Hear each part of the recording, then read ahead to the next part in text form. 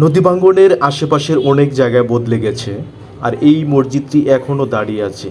এই দৃশ্য অনেকের মনেই আল্লাহর রহমতের কথা স্মরণ করিয়ে দেয়।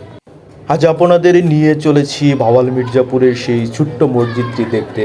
এটি মূলত বাজারের পাশে এবং নদীর পাড়েই অবস্থিত।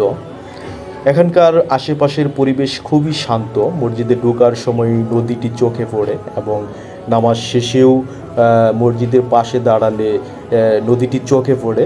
খুবই মনোমুগ্ধকর একটি দৃশ্য। এটি মূলত তুরাগ নদীর তীরে অবস্থিত একটি ছোট্ট শান্ত মসজিদ। আসর নামাজের সময় আমরা এখানে এসেছিলাম। চারপাশে নিরিবিলি পরিবেশ, মসজিদের পাশ দিয়েই বয়ে গেছে তুরাগ নদী। নদীর ওপারে চোখ পড়ে কয়েকটি ডিঙি নৌকা, আর নদীর স্রোত যেন আপন গতিতেই ছুটে চলছে।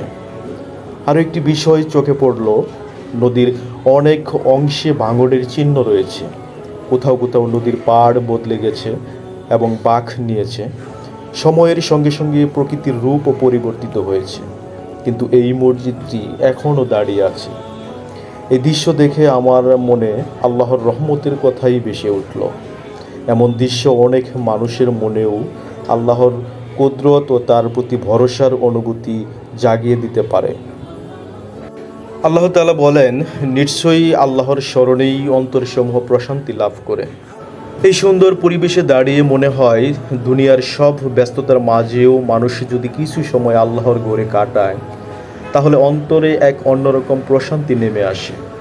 আল্লাহ আমাদের সবাইকে 5 ওয়াক্ত নামাজ আদায় করার তৌফিক দান করুন, আমাদের ঈমানকে দৃঢ় করুন এবং সব বিপদ আপদ থেকে হেফাজত করুন।